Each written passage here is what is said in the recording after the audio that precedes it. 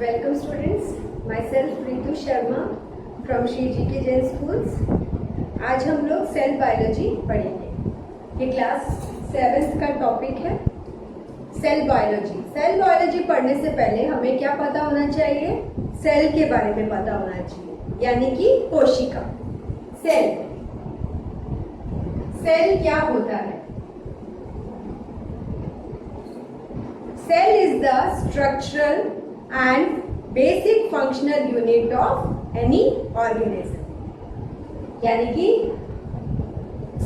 Cell जो है, कोशिका जो है, वो क्या होती है? एक सबसे मतलब एक, मैं आपको देखिए समझाती हूँ क्या समझाना चाहती हूँ मैं आपको।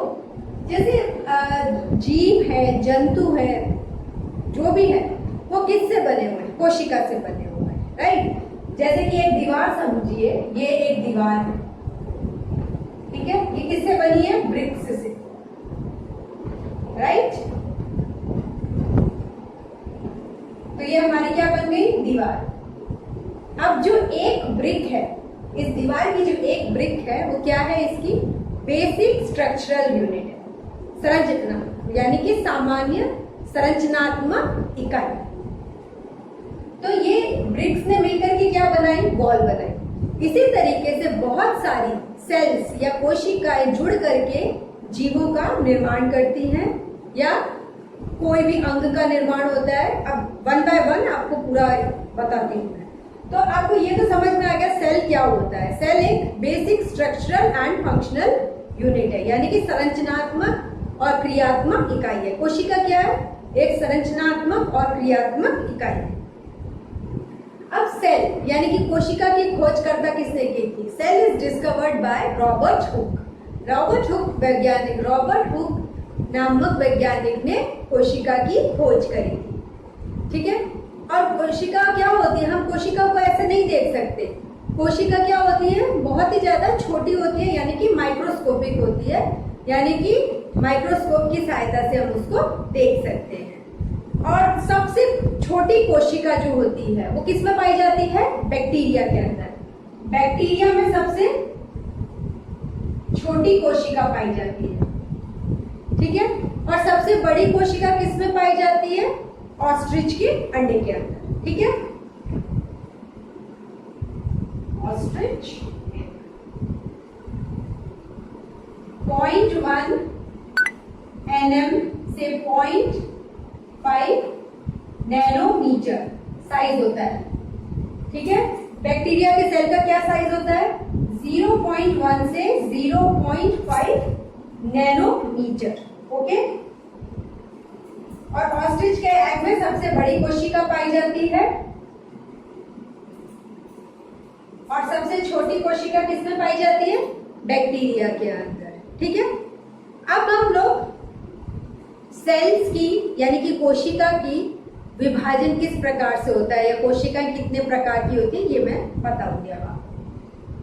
कोशिका जो है यूनिसेलुलर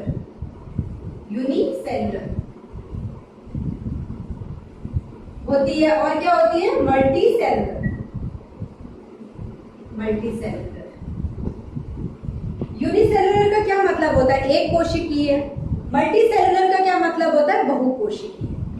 यूनिसेलुलर कोशिका यानी कि एक कोशिकीय कोशिका में क्या होता है? उसमें कितनी कोशिका की संख्या कितनी होती है? एक होती है।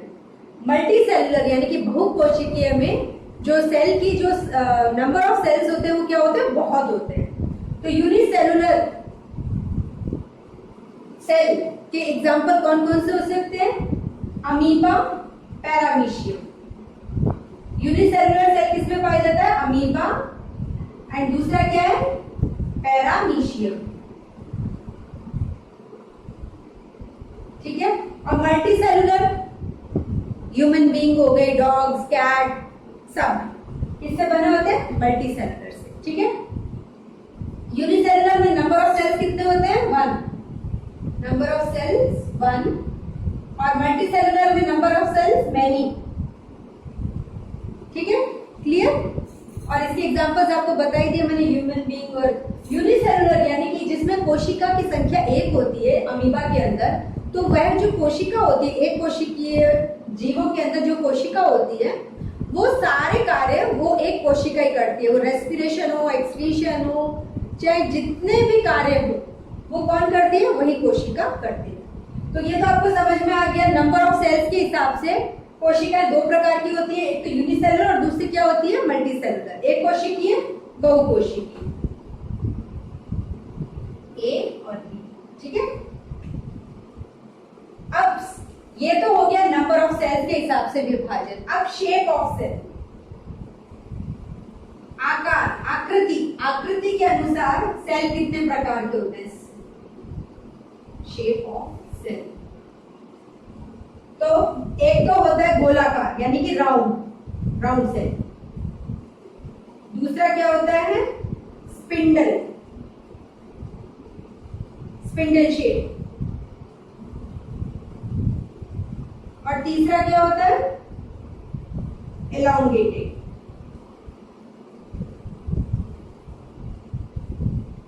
आकृति के अनुसार, आकृति यानी कि शेप के अनुसार सेल कितने प्रकार के होते हैं? गोलाकार, स्पिंडल शेप और तीसरा क्या होते हैं? एलोंगेटेड। अब राउंड सेल, राउंड सेल नाम से बता रहा है जो कोशिका कैसी होगी?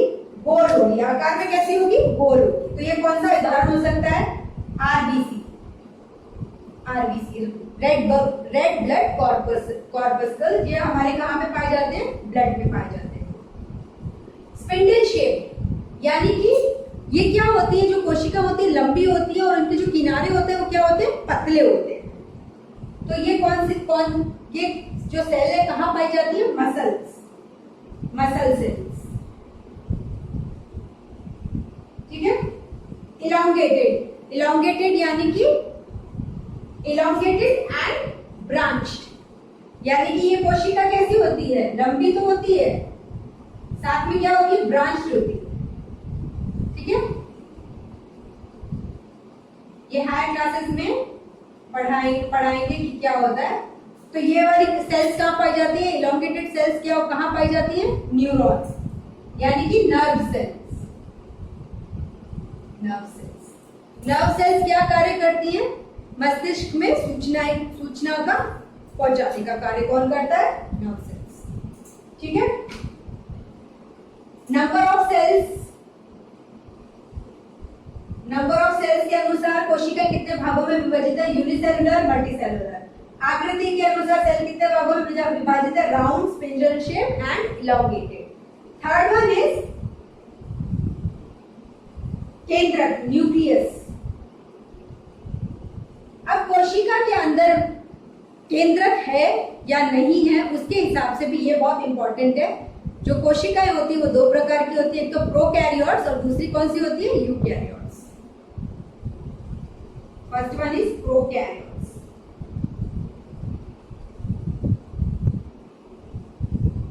और second one is eukaryotes.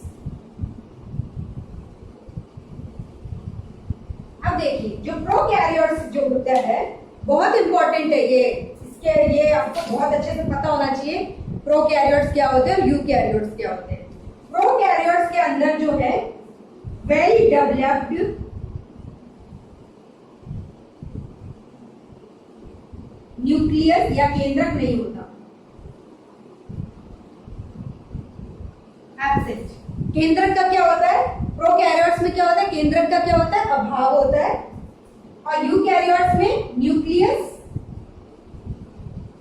Present, केंद्रक पाया जाता है। ठीक है।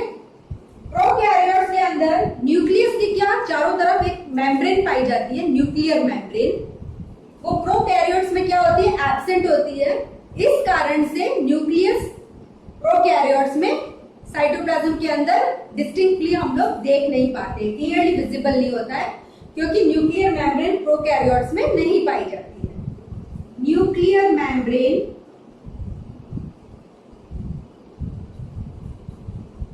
एब्सेंट। न्यूक्लियर यूकैरियोट्स में क्या होती है? न्यूक्लियर मेम्ब्रेन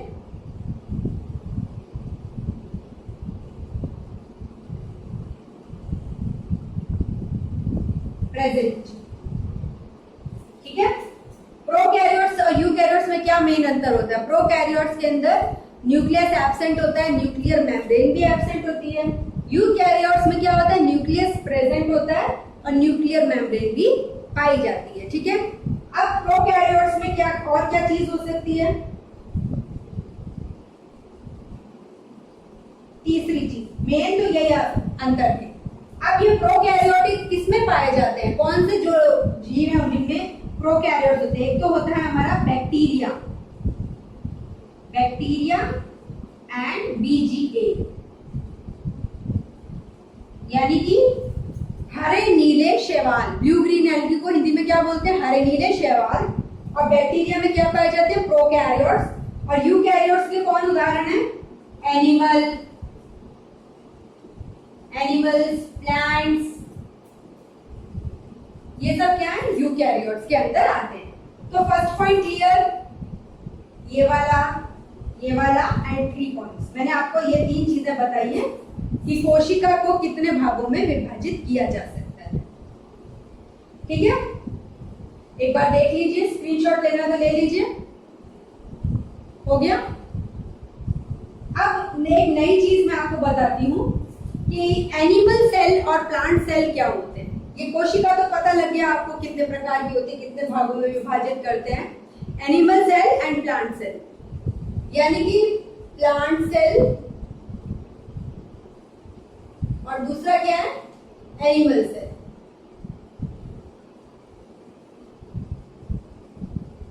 इनमें मेनली क्या अंतर होता है? ठीक है, प्लांट सेल के अंदर चारों तरफ क्या पाई जाती है? सेल वॉल, कोशिका भित्ति पाई जाती है। प्लांट सेल में क्या पाई जाती है? Cell wall. ठीक है, प्लांट सेल में क्या पाई जाती है? चारों तरफ, कोशिका के चारों तरफ कोशिका भित्ति पाई जाती है। परंतु एनिमल सेल में सेल वॉल क्या होती है? एब्सेंट, नहीं पाई जाती। ठीक है, दूसरी चीज, प्लांट सेल के अंदर बड़े बड़े वैक्यूल्स पाए जाते हैं। क्या पाए जाते हैं? वैक्यूल्स। परंतु एनिमल सेल में वैक्यूल्स क्या होते हैं? एब्सेंट। प्लांट सेल के कोशिका द्रव्य में क्या पाई जाती है? प्लास्टिड्स।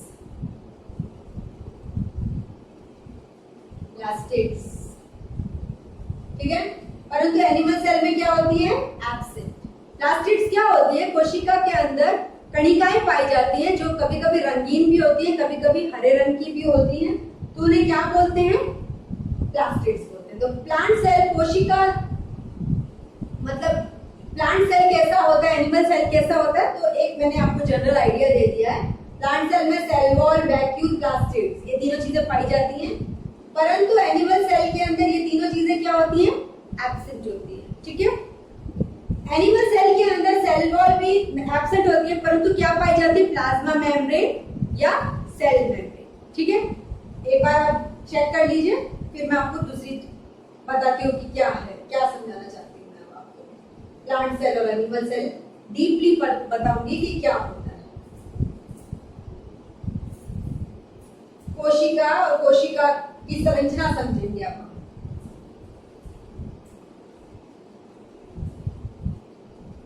ठीक है,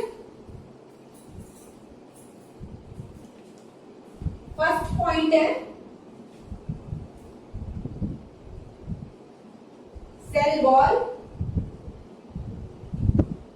ठीक है, ये किस में पाई जाती है? प्लांट्स में पाई जाती है। परंतु एनिमल्स में क्या होती है? एब्सेंट। एनिमल्स में क्या है? एब्सेंट। जैसे कि आप सेल वॉल बता दिया। सेल वॉल क्या कार्य करती है? सेल को चारों तरफ से कवर कर लेती है, तो सेल वॉल का कार्य ये होता है। और प्लांट्स में प्रेजेंट होती है, एनिमल्स में एब्सेंट होती है। ठीक है, अब दूसरी चीज, सेल मेम्ब्रेन। सेल मेम्ब्रेन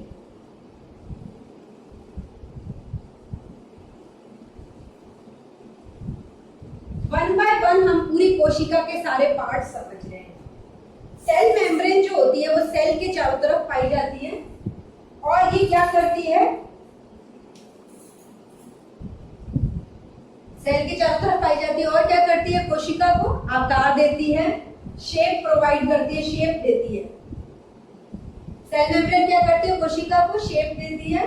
और दूसरा इंपॉर्टेंट कार्य क्या करती है, पदार्थों का आवागमन करती है, मतलब एक्सचेंज ऑफ सब्सटेंसेस कौन करती है, सेल मेम्ब्रेन। इसलिए इसको क्या कहा जाता है, semi permeable membrane. Exchange of substances, एक तो शेप देती है सेल मेम्ब्रेन और क्या करती है, कोशिका का क्या करती है, पदार्थों का आवागमन करती है। ठीक है। तीसरी चीज कोशिका के अंदर जो बहुत इंपॉर्टेंट होती है, देखिए मैं थोड़ा सा एक बार डिस्क्राइब कर देती हूँ। जैसे कि ये सेल है हमारा, इसके चारों तरफ क्या पाई जाती है, प्लांट्स के अंदर सेल वॉल, उसके बाद सेल मेम्ब्रेन और बीच में क्या होता है, न्यूक्लियस। ठीक है, ये क्या है, न्यूक्लियस। और बीच में क्या पाया जाता है, साइटोप्लाज्म। ठीक है। अब हम किसकी बात कर रहे हैं, साइटोप्लाज्म।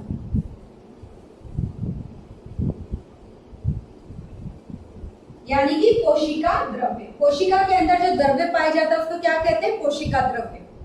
अब जो साइटोप्लाज्म है ये कहां पाया जाता है, कोशिका के अंदर पाया जाता है। और ये कैसा होता है पदार्थ, जेली शेप, जेली बेस्ड होता है, यानी जेली टाइप, जेल जैसा होता है, जेली के जैसा।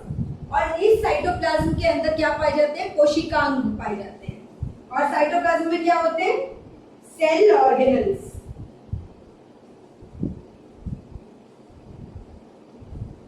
ठीक है।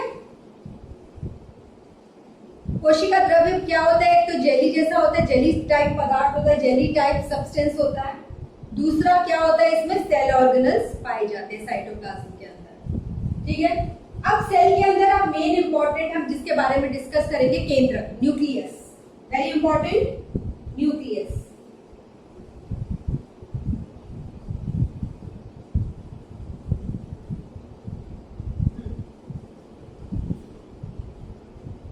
इसमें न्यूक्लियस जो है ये कहां पाया जाता है, सेंटर, कोशिका के केंद्र में पाया जाता है। ठीक है। कोशिका, न्यूक्लियस के अंदर क्या होता है, न्यूक्लियस के अंदर एक तो चारों तरफ क्या होती है, जो ये जो वॉल है न्यूक्लियस के चारों तरफ, इसको क्या बोलते हैं, न्यूक्लियर मेम्ब्रेन। क्या करते हैं, न्यूक्लियर मेम्ब्रेन। तो न्यूक्लियस में क्या पाई जाती है, न्यूक्लियर मेम्ब्रेन पाई जाती है। ये क्या करती है nuclear membrane, nuclear membrane cytoplasm से एक्सचेंज ऑफ सब्सटेंसेस करती है। ठीक है, exchange of substances.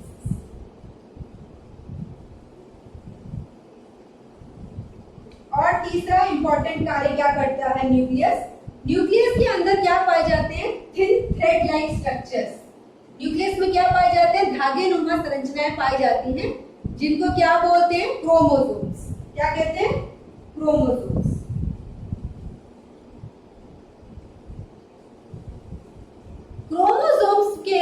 Chromosomes nucleus में क्या पाए जाते हैं, क्रोमोसोम्स पाए जाते हैं। ये क्रोमोसोम्स का क्या कार्य होता है, क्रोमोसोम्स जो होते हैं गुण यानी कि जीन्स, हमारे पूर्वजों से जो जीन्स प्राप्त होते हैं वो किसके द्वारा प्राप्त होते हैं,